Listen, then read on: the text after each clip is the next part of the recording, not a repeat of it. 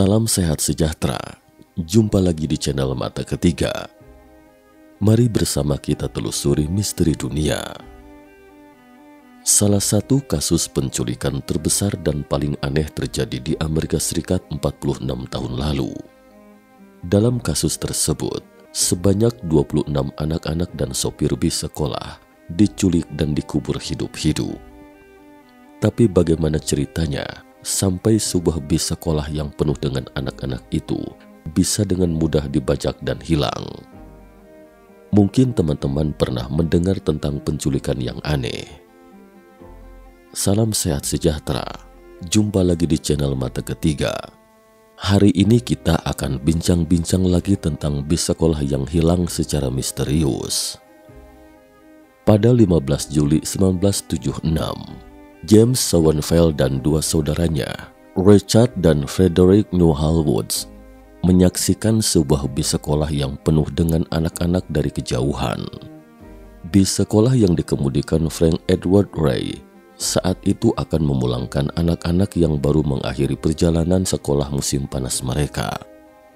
Dalam perjalanan, bis sekolah akan melewati jalan kecil yang sepi, dan inilah yang paling disukai para penculik. Jadi mereka bertiga pun menunggu mangsa mereka lewat. Ketika bis sekolah melewati jalan kecil, sebuah van muncul di depan dan menghalangi jalan bis yang dikemudikan Ray.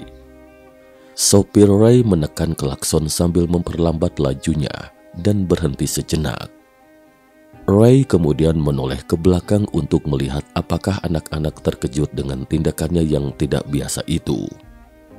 Setelah memastikan mereka baik-baik saja, Ray pun menarik nafas lega.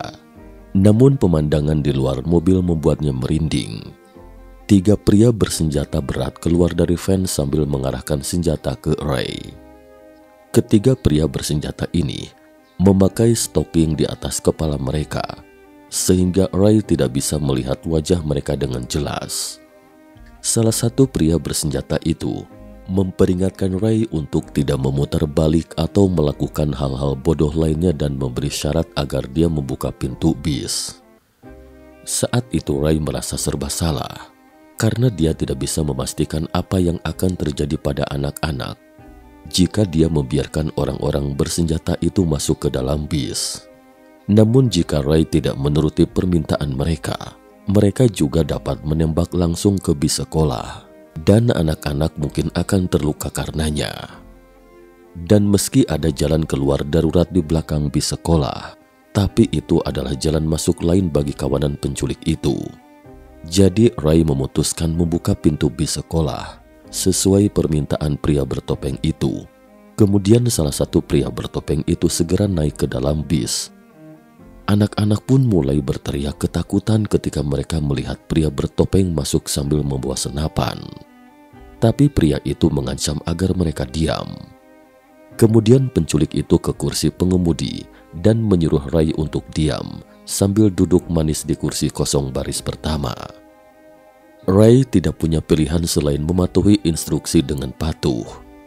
Kemudian pria bertopeng kedua naik ke bis dan duduk di kursi pengemudi. Sementara pria bertopeng ketiga kembali ke van dan meminggirkan mobilnya agar bis sekolah bisa lewat. Pria bertopeng itu kemudian menjalankan bis sekolah diikuti van dari belakang. Pria bertopeng itu berputar-putar untuk menghindari pengawasan di jalan dan akhirnya mereka tiba di sebuah rawa. Ini adalah anak sungai yang dangkal dari sungai Chowchilla atau sungai Fresno di California. Pria bertopeng yang mengemudikan bis sekolah berusaha menjalankan kendaraannya sedalam mungkin agar orang luar tidak mudah menyadari bahwa ada bis sekolah yang diparkir di sini, sedangkan van mereka diparkir di belakang bis sekolah. Setelah bis sekolah berhenti, pria bertopeng di bis sekolah memberi isyarat kepada mereka untuk berdiri dan turun satu persatu. Sementara van kedua di luar disembunyikan di semak-semak sekitar. Anak-anak dan Ray dibagi menjadi dua kelompok dan masing-masing naik dua van.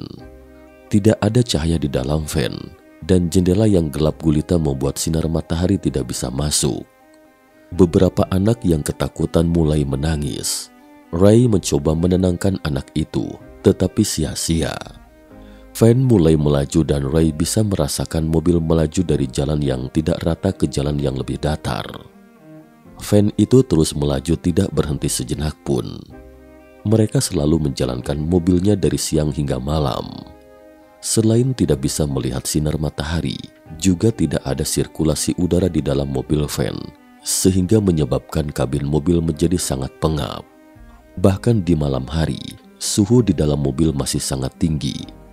Saat itu, hampir 11 jam sudah, anak-anak tidak makan atau minum setetes air pun.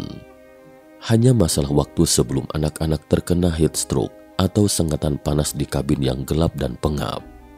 Sementara van itu tidak menunjukkan tanda-tanda akan berhenti. Hingga akhirnya, van itu berhenti di suatu tempat. Namun saat pintu dibuka, pria bertopeng itu masih menodongkan senjata ke Ray dan menyuruhnya keluar dari mobil, dan pintu mobil dibanting keras hingga tertutup setelah Ray keluar dari mobil. Ray dibawa ke sebuah gua beberapa meter jauhnya dari mobil. Ada sebuah tangga di pintu masuk gua. Pria bertopeng itu menyuruh Ray turun, tetapi dia ragu karena tidak tahu apa yang ada di bawah dan tidak ada cahaya. Namun moncong senjata pria bertopeng yang menekan punggungnya membuatnya tidak berdaya. Dia dengan enggan menaiki tangga dan berjalan dalam kegelapan. Ketika mencapai dasar, Ray seakan baru menyadari bahwa dia terkubur hampir 3 meter di dalam sebuah trailer. Di atasnya ada lubang yang digali para penculik. Dan ketika Ray melihat sekeliling, dia melihat sebuah meja di bagian paling depan trailer dan terdapat kendi air berikut beberapa makanan di atasnya. Melihat air dan makanan tersebut, Ray akhirnya menyadari bahwa mereka telah diculik. Anak-anak kemudian diperintahkan turun satu persatu. Ketika mereka masuk ke dalam trailer, kawanan penculik melemparkan gulungan tisu ke dalam lubang sambil berkata dengan kalimat klasik dari kawanan bandit, "Kami akan segera kembali." Tak lama kemudian mereka mendengar suara beban berat yang diseret. Mereka pun menjadi panik, menyadari mereka telah dikubur hidup-hidup. Anak-anak mulai berteriak histeris dan salah satu dari mereka jatuh pingsan. Sementara Ray berusaha menghibur dan menenangkan mereka. Saat anak-anak sudah agak tenang, mereka hanya bisa mendengar deru kipas angin di dalam trailer. Bagi Ray, ini bisa dikata sebagai kabar baik dalam petaka. Karena ini berarti para penculik setidaknya masih mempertimbangkan sifat kedap udara dari trailer tersebut. Jadi secara khusus memasang kipas angin. Dengan demikian, mereka tidak akan berisiko mati lemas. Frederick dan Schoenfeld akhirnya bernafas lega setelah semuanya selesai dikerjakan. Sekarang satu-satunya yang harus mereka lakukan adalah menelpon dan meminta uang tebusan. Rencana awal mereka adalah memeras 5 juta dolar AS dari orang tua anak-anak tersebut.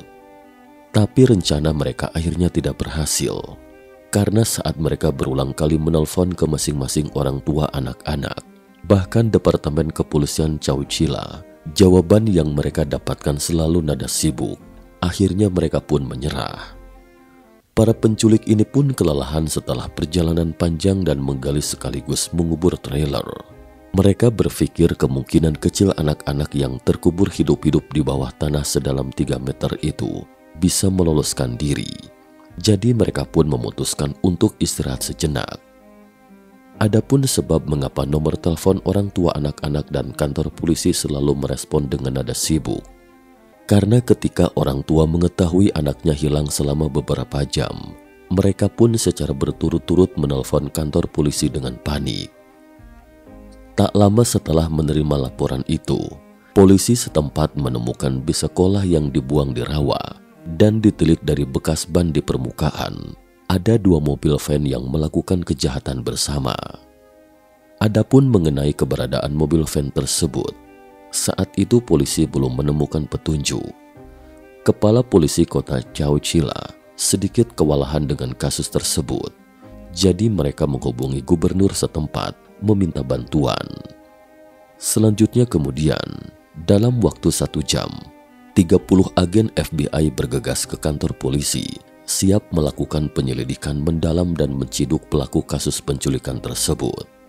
Hanya saja keadaan sudah semakin kritis bagi anak-anak yang dikubur hidup-hidup.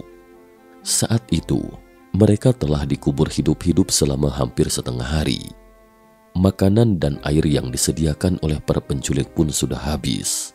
Sementara trailer yang terkubur di tanah membuat mereka semakin pengap dan kepanasan karena salah satu dari 2 kipas di trailer rusak, dan beberapa menit kemudian kipas kedua juga rusak, atau dengan kata lain, sama sekali sudah tidak ada lagi sirkulasi udara di dalam trailer. Mereka mungkin akan mati lemas kapan saja. Lebih parahnya lagi, meskipun atap trailer telah diperkuat dengan kawat, tapi itu juga sudah mulai rusak. Karena sebelum pergi, para penculik telah mengubur trailer itu hidup-hidup dengan setumpukan tanah. Saat itu, bagian atas mulai menunjukkan tanda-tanda runtuh karena beban berat tanah di atasnya. Karena tak ingin duduk diam menunggu ajal, Ray merencanakan sesuatu dengan salah satu siswa tertua, Mitchell Marshall. Mereka menumpuk kasur tua yang ditinggalkan di trailer dan berusaha menumpuknya setinggi mungkin agar Ray dan Marshall bisa mencapai lubang di bagian atas trailer. Ray dan Marshall bergiliran mendorong tutup lubang itu sekuat tenaga. Beberapa saat kemudian, tutupnya mulai sedikit bergoyang. Marshall mendorong lagi lebih keras, akhirnya terlihat sebuah celah kecil. Marshall mengulurkan tangannya dari celah kecil itu dan melihat 2 baterai industri seberat 45 kg di atas penutup lubang. Mereka terus mendorong dengan keras dan akhirnya berhasil menyingkirkan baterainya. Setelah berhasil membuka tutupnya, anak-anak mulai mengikis tanah di atas kepala mereka, hingga akhirnya mereka berhasil kembali ke permukaan. Satu persatu anak-anak merangkak keluar dari kuburan mereka dan mulai menghirup udara segar. Ketika mereka melihat sekeliling, tidak ada orang di sekitar, hanya terdengar sayup-sayup suara alat berat dan mesin dari kejauhan. Kemudian mereka berjalan menuju sumber suara. Ketika mereka mencapai sumber suara, mereka menemukan ternyata itu adalah lokasi penambangan dan banyak pekerja yang mengoperasikan peralatan tersebut. Mereka menelpon polisi di stasiun keamanan tambang. Saat itu, sudah 27 jam sejak mereka menghilang. Sementara itu, ketiga penculik belum mengajukan permintaan uang tebusan. Ketika polisi tiba di lokasi kejadian, mereka menemukan trailer yang terkubur terdaftar atas nama Frederick Woods, putra pemilik tambang. Jadi polisi mempersempit ruang penyelidikannya ke Frederick. Setelah menggeledah lahan milik ayah Frederick, mereka menemukan secari kertas catatan berupa uang tebusan dan sepucuk senjata yang digunakan dalam penculikan. Oleh karena itu, dipastikan bahwa Frederick terkait dengan penculikan tersebut. Namun saat itu, ketiga penculik sudah kabur. Namun Frederick akhirnya ditangkap 2 minggu kemudian di Vancouver, Kanada. Adapun Sauenfeld bersaudara, mereka akhirnya menyerahkan diri kepada otoritas California setelah bersembunyi selama beberapa hari. Ketiganya kemudian dijatuhi hukuman penjara seumur hidup setelah mengaku melakukan penculikan. Namun Frederick Newhall Woods, pria California yang bertanggung jawab atas kasus penculikan lusinan siswa tahun 1976 itu, telah disetujui untuk pembebasan bersyarat. Woods yang kini berusia 71 tahun telah menghabiskan 4 dekade terakhir di penjara. Ia didakwa menculik sebuah bis sekolah yang penuh dengan anak-anak dan mengubur mereka serta sopir bis hidup-hidup. Woods dianggap sudah memenuhi syarat untuk pembebasan bersyarat pada sidang di California Men's Colony, sebuah penjara negara bagian di County San Luis Obispo. Sebelumnya, Woods ditolak pembebasannya sebanyak 17 kali. Woods adalah salah satu dari 3 pria yang menculik 26 anak dan sopir bis mereka di Chowchilla, sebuah kota kecil di County Madera, California Utara, lebih dari 46 tahun yang lalu. Pada tahun itu, Woods dan 2 tersangka lainnya menculik 26 anak dengan rentang usia 5 hingga 14 tahun dan sopir bis mereka. Woods dan kaki tangannya, Richard dan James Sauenfeld, kemudian membawa 26 tawanannya ke Livermore. Para korban lalu dijejalkan ke dalam sebuah van dan dikubur hidup-hidup di sebuah bunker berventilasi di tambang milik ayah Woods. Sebagai informasi, ketiga pelaku berasal dari keluarga kaya di San Francisco Bay Area. Kasus itu menjadi penculikan massal terbesar dalam sejarah Amerika Serikat dan tampaknya menjadi inspirasi bagi titik plot film Dirty Harry. Saat itu, Woods dan kedua rekan konspiratornya telah mengaku bersalah atas penculikan dan masing-masing diganjar 27 hukuman seumur hidup tanpa kemungkinan pembebasan bersyarat. Namun menurut CNN, pengadilan banding membatalkan hukuman tersebut dan memutuskan bahwa ketiganya harus memiliki kesempatan untuk pembebasan bersyarat. Richard Sauenfeld kemudian dapat pembebasan bersyarat pada tahun 2012. Sementara James Sauenfeld dibebaskan pada 2015. Woods adalah yang terakhir dari 3 pelaku yang masih dipenjara. Pada sidang ketika itu, Woods meminta maaf atas tindakan kriminalnya tersebut. Woods juga mengaku kepada panel pembebasan bersyarat bahwa ia telah berubah sejak kejadian itu. Saya mengalami perubahan karakter sejak saat itu. Saat itu saya berusia 24 tahun. Sekarang saya sepenuhnya memahami teror dan trauma yang saya sebabkan. Saya bertanggung jawab penuh atas tindakan keji ini, katanya. 2 korban, Larry Falk dan Rebecca Reynolds Daly, telah mendukung pembebasan bersyarat Woods. Saya yakin Anda telah menjalani cukup waktu untuk kejahatan yang Anda lakukan, kata Park saat itu. Sekian dan terima kasih atas perhatiannya.